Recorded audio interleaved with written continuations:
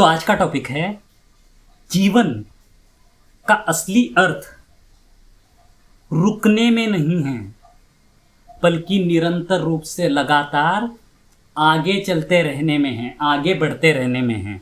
For example, आपकी life में कई लोग आते हैं। अगर आपकी लाइफ में किसी इंसान के आने का टाइम नेचर में टाइम में लिखा गया है तो आपकी लाइफ से उस इंसान के जाने का भी टाइम उस नेचर में उस टाइम में तय है, फिक्स्ड है, जिसे आप चेंज नहीं कर सकते।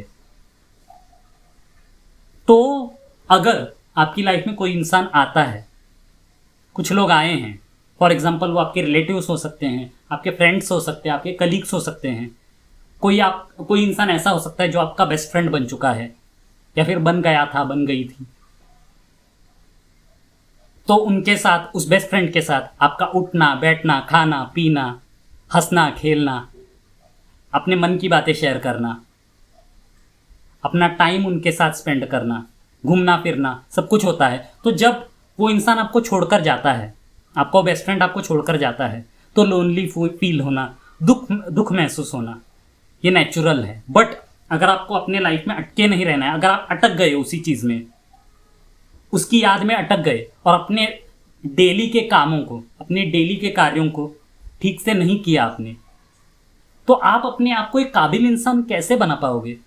और अगर आप अपने आप को एक काबिल इंसान नहीं बना पाए, एक लायक इंसान नहीं बना पाए, तो आप कैसे अपनी लाइफ में सक्सेस को अचीव करोगे? तो जिस तरह से नेचर में अभी गर्मी का मौसम चल रहा है, गर्मी के बाद बरसात का आना, बरसात के बाद ठंड का आना तय है। गर्मी चली गई, बरसात आ गया, इसका मतलब ये नहीं है कि खाली हो गया नेचर, खाली हो गई हमारी लाइफ, बस चेंज आया है, गर्मी को रिप्लेस किया है बरसात ने। उसी तरह से जब आपकी लाइफ से पुराने लोग चले जाएं तो ये समझ लीजिए आप उन पुराने लोगों को नए लोग, नए इवेंट्स रिप्लेस करने वाले हैं। तो अगर आपको अपनी लाइफ में अटके नहीं रहना है एक ही जगह पर, एक ही इंसान की याद में, कुछ लोगों की याद में, और उस अटकने की वजह से क्या नुकसान होता है आपका? मेंटली अटकते हो तो फिजिकली भी अटक जाते हो, और अपने काम को ठीक से नहीं करते हो तो अपने काम में आप सक्सेसफुल कैसे हो पाओगे? तो अगर आपको अपने लाइफ में अपने आप पर काम करना है, अपनी पर्सनैलिटी के इम्प्रूवमेंट पर काम करना है, और अपने आप को काबिल इंसान बनाकर उस काबिलियत के दम पर सक्सेस को अचीव करना है, तो अटको मत। दुख हो रहा है, रो लो, अपने सारे दुख को रोकर निकाल लो और अपने लाइफ में आगे बढ़ जाओ। चेंज को एक्सेप्ट करो।